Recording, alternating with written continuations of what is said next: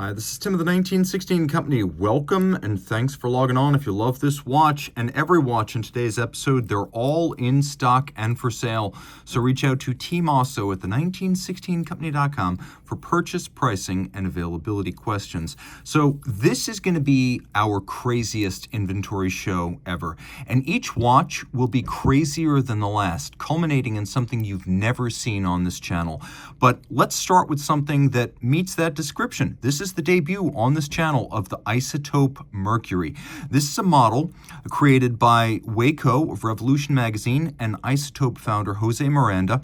It is the Isotope and Revolution Mercury. And of course, Mercury has many meanings. It is an elemental liquid metal. It is the name of the Roman herald of the gods, Mercury. And it is also the name of the Henry Dreyfuss Mercury Streamliner locomotive. So there are several different senses you could take this, but I think the most obvious is that it is inspired by Mercury, the element. So you can see the Isotope logo on the dial has been modified to look like droplets of mercury. It's a three-part dial, all finished to black polish, tin plate polishing on Zalitz machines. Grand Seiko would call this Zaratsu polish. You've got the primary dial, the inner dial, and the flange that separates them. In the Roman sense, you've got hands inspired by laurels or laurel wreaths. And of course, then you've got the exterior, which is heavily driven by the image of streamliner locomotives. And the Mercury by Henry Dreyfuss was probably the coolest looking locomotive of all time. Now, I'm a partisan of the Pennsylvania Railroad S1, and there's no doubt that was the most powerful and the fastest steam locomotive ever made. But the Dreyfuss Mercury was something else, and probably the coolest looking steam loco of all time. Maybe the coolest looking loco ever. So this watch is not that big. It's rated as a 38. It's in stainless steel. There's 150 pieces made. They made considerably more dials because the rejection rate was high. It's 10.2 millimeters thick and about 44.2 lug to lug. It's got this lovely suede top, conventional soft satin bottom. You can see this is a Isotope custom strap, Great Britain, 20 millimeters. You could see a lovely Art Moderne sort of font, as you might have seen on the Mercury Streamline locomotive, and again, the logo on the movement. It is a 100-meter water-resistant watch. There's nothing on here to suggest that, but that is the case, 100 meters. And then the movement's based on the Peso 7001, which is to say that it is a well-traveled, thin, compact mechanical movement that dates back to the early 70s and has powered a lot of different high-end watches. Now, there's only a little bit of hand finishing added here. We've got a satination across the tops, and then there's a admirable polishing of the teeth of the ratchet wheel. I appreciate that. But it's mostly a fairly rustic manual winder with a 3 hertz beat rate and a 42-hour power reserve. But it looks good, and it fits. The watch is spectacular, and it looks great, almost like if Vacheron made a mid-size version of the old Harmony collection from 2015. This feels a lot like that, but it's a better fit. It looks otherworldly. And I have to opine that as a creature of social media, making my living as I do on those platforms, this might be the most Instagrammed watch of the last year. It came out for 2024. A really cool piece. And again, a rare example of something that is almost completely unique in the world of watches, where everything's been done before. I cannot recall any other watch that featured this specific aesthetic, and it is a huge triumph. Now, from one micro brand to something that probably sits between the world of micro-brand watches and autologerie, or the high-end independents. I think Sartory Billard, particularly recently, with more deluxe movements, more complex mechanisms, including tourbillon regulators, and its ever-present elaborate artisanal dials, Sartory Billard is really beginning to encroach on the world of the Max Boosers and the Chopex, and one might even say some companies like, well, I would say Trilobe. So I think this is beginning to feel more like a true independent autologerie outfit than a micro brand. And this watch right here is one of the reasons. This is another Waco collaboration between Sartory Billard and Armand Billard of Sartory Billard. So it's a 38.5 millimeter grade 5 titanium case, 10-piece limited edition. This one featuring an extraordinary dial. It's called the Uchu. So you have this sapphire disc outboard over an aventurine outer dial, and then the center dial is Urushi lacquer. And there is an artisan who, like most great artists, goes by a mononym, Kosetsu, and he creates this lacquered center, starting out with a tree sap and charcoal base, and then eventually the maki-e technique of additive glitter, if you will, of sprinkling metallic elements, only instead of metallic elements, crushed pieces of mother of pearl are placed together by hand so that they fit together and interlock rather than overlapping. You can see there is no overlapping of the pieces here, and this is done meticulously by Kosetsu, who is also a teacher of this craft. And so you have Maki-e Urushi lacquer, a Venturine outboard, and then Armand Billard doing his part, creating the metallic elements, the dials such as the chapter rings, and these extraordinary hands. And this is really his specialty. He started as an industrial designer, but he taught himself to create dial furniture. You can see these bladed and faceted rose gold outer hands attached to steel and media blasted centers. Deeply impressive, and there's a credible movement behind it all. La Jouperet 7380 manual wind, 90 hours of power reserve, nicely decorated and for high value, adjusted in 5 positions. A beautiful scarlet strap. Scarlet is the maker. Almost every part of Armand Billard's watches are every single piece made by some sort of low-volume craftsman. So this watch is made in France, but the pieces come from around the world and the best suppliers. The strap Scarlet also made in Paris, France. And you can see the attention to detail with the copper tone stitching in the strap. And then you can see the copper tone calibrations on the chapter ring over the aventurine. And this too is only about 44 millimeters lug to lug. It's about 9.1 millimeters thick, deeply impressive. And though 10 were made, you can see by virtue of the Maki-e center, no two will be exactly alike. This is the Sartory Billard Revolution SB05 Uchu, a very, very cool watch, and possibly the ultimate three-hand watch. Now we're going to step up, and I mean way up, in price and complication. So the Master 8 Days Perpetual originally debuted as the Untitled Limited Edition back in 2004. A standard model later bowed in stainless steel with a solid silver dial. There was a rose gold variant. And in 2007, the Master 8 Days Perpetual Skelette debuted at the SCHH. 2009, 2 years later, this model bowed. Rose gold, 41.5 millimeters, and a 175-piece limited series. We have an extraordinary dial featuring a perpetual calendar. It is the IWC Kurt Klaus system, so via the single point of adjustment, everything moves in sync up to and including the year, which you can see has a double-digit display by virtue of 2 coaxial discs, and all of these indications are on sapphire scales. You can also see up at the top, power reserve indicator. We've got a day-night indicator and a danger zone window, that little red panel letting you know when you should not use the quick adjuster to correct the perpetual calendar. And this watch is a perpetual calendar on top of caliber 876 SQ.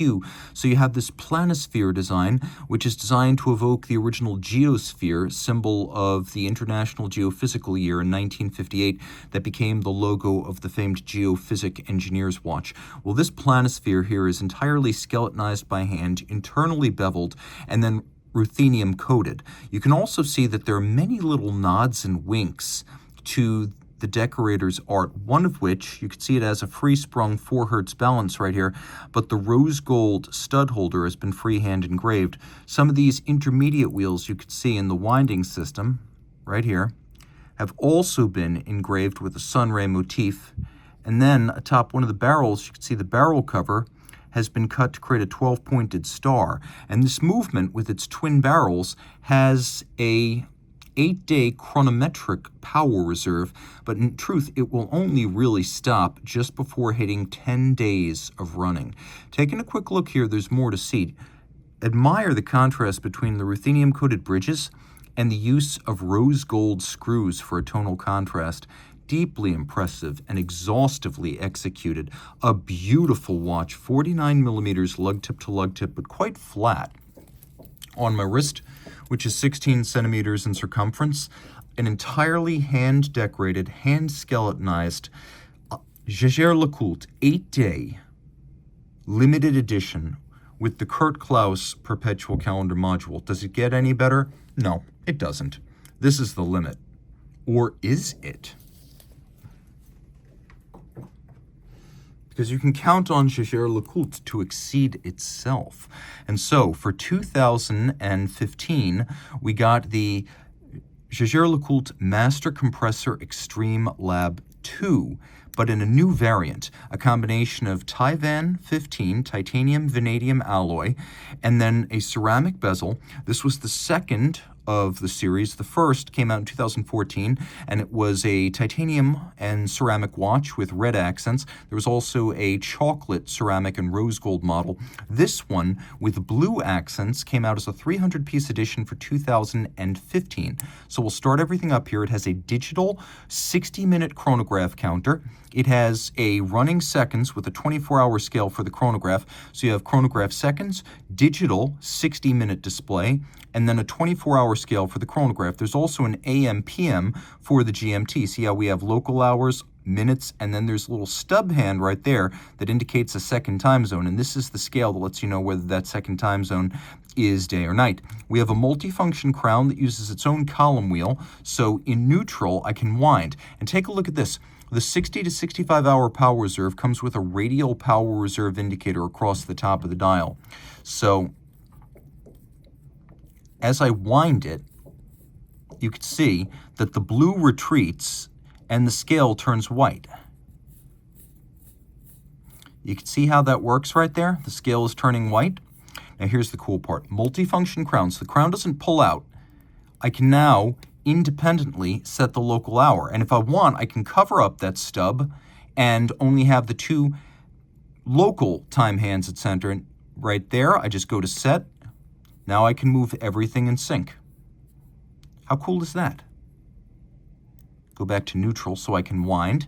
Because this crown doesn't pull out, you need a different way to hack the movement, and Jaeger-LeCoultre obliges. There is a hacking lever on the side that will stop the movement. The watch features a ratcheting strap, and it comes with an accessory strap in beautiful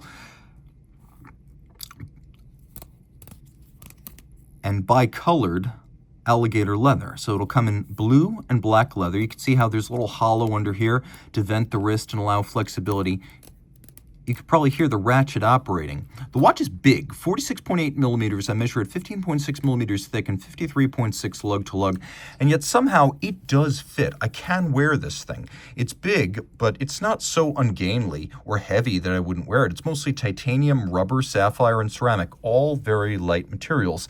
So I'm going to say that I missed out by not buying this when I had the chance, because this really does fit me. And there's more. Oh, there's much, much more. I mentioned there's another strap here with black and blue leather. By the way, there's a metric system on the strap, so you don't forget which holes you use. And note the double perforation. We have a monstrously expensive double pin Ardillon buckle that has long and short adjustment increments and also removes from the strap without tools. It pops right off. So not only do you have adjustability and double anchoring and two colors, but it's a quick release system. But there's another quick release system, and it's on the back. Here you just pull up the shutter that releases the strap. It's fairly easy to do when you're not on camera, just like that. Very simple. And you can clean between the lugs. All this is 100 meters water resistant. It is profoundly shock resistant. It features a rare combination for Jaeger-LeCoultre, a free-sprung balance and a full balance bridge. And it has a containment system underneath the bridge, much like Ball's spring lock, to better brace the hairspring against shock. We've got a ceramic bearing and unidirectional winding for maximum winding efficiency. And to make it more so, there is a platinum mass on the end of the rotor. Column wheel, vertical clutch chronograph, you better believe it, and the column wheel feel is superb.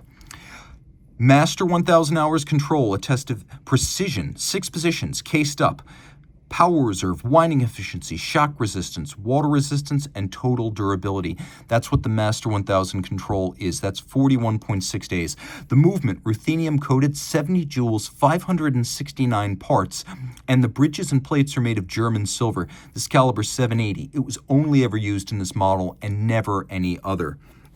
One of the coolest watches ever made. We may as well do a quick loom shot there. There's plenty of it. And look, the power reserve indicator is also loomed across the top of the dial. How neat is that?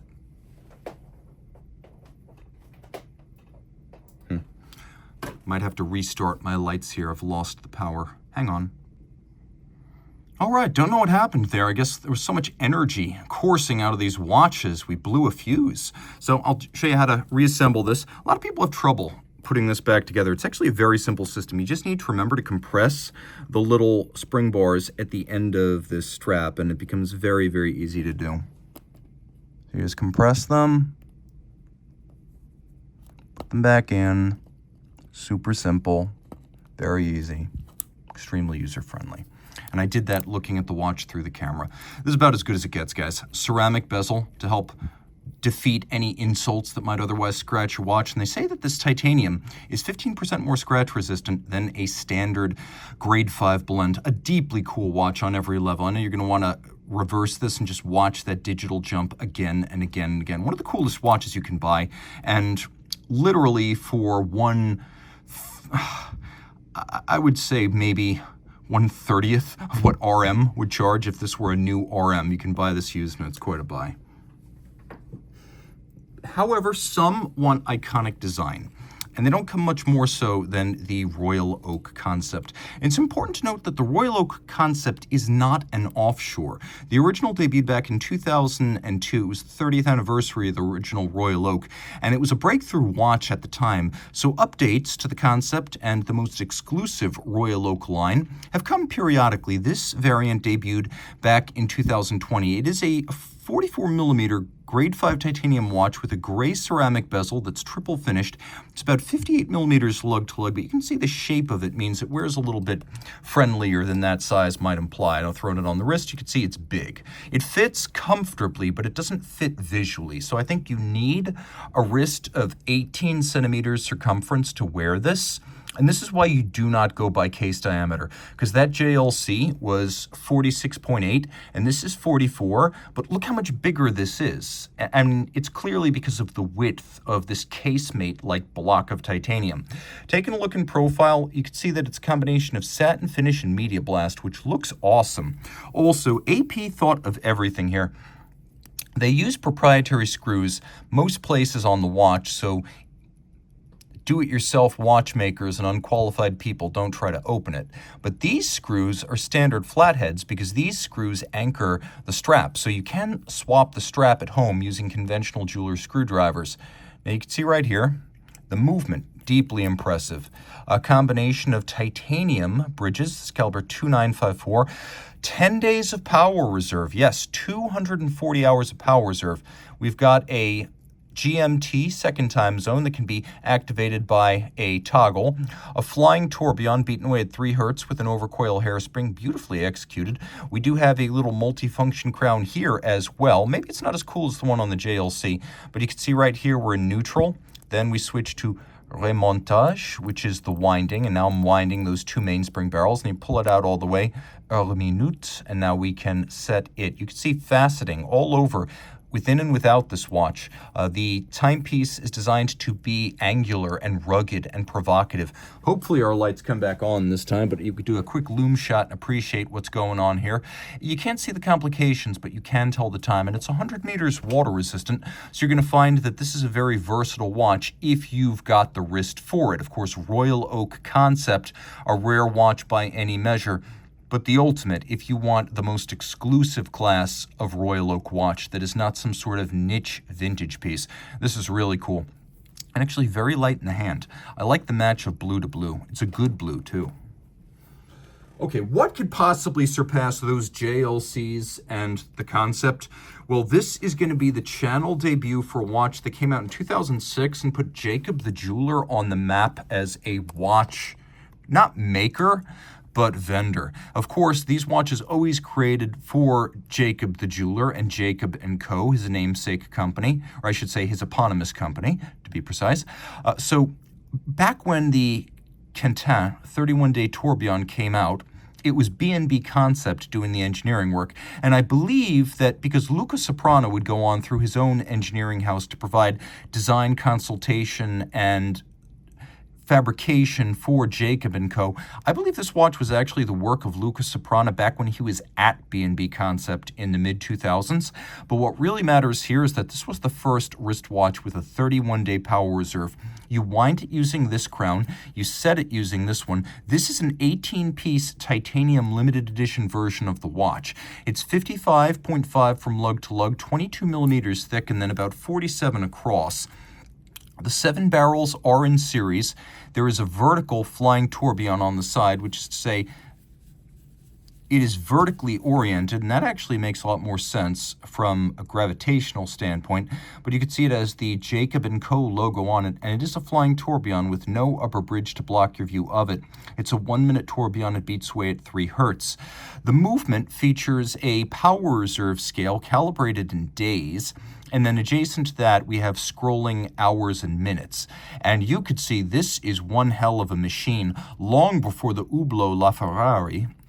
That was a great watch, but as much as I like Ferrari, this is a little bit more confident in itself. Jacob & Co. is enough. It doesn't have to be co-branded. And in fact, I would tell people it's a B&B because I just think it's always great to credit the people who actually do the engineering and the watchmaking. One interesting feature here is whereas the Hublot has to be wound with a power tool, this can actually be wound at a fair clip simply by extending the winding crown over on the right side. And it does move along pretty quickly, so you don't need a power tool. Though you'll note the setting crown has no socket, and the winding crown does have a torque socket. So what does that mean? This watch comes with a really elaborate manual watch winder that is designed to manually and electronically wind this watch, and only this watch, by interfacing with the winding crown. So this will be wound by the full boxed set, which is an electronic winder. And this is a full set watch that has just come back from service, meaning given the complexity, you rarely have so much peace of mind on a watch approaching its second decade. When it's this complicated, you want to know that it's been to the doctor, and this one has, fully documented. I'll throw it on my wrist in a moment, but the lume is actually quite entertaining. As you can see, not only is the power reserve and the time scale fully loomed, but hey, image is everything, and this one's fully branded. And of course, Jacob has a bit of an outlaw image for reasons that need not be mentioned. So it's a combination of titanium and carbon fiber, but it's still a brick in the hand. I mean, you really feel this thing. You can see that not only is it individually numbered on the back, it has an individually numbered deployant clasp. Throw it on the wrist, and, well, this is not the kind of watch that you wear for the sake of handsome discretion and close proportioning. This is actually fine on my wrist.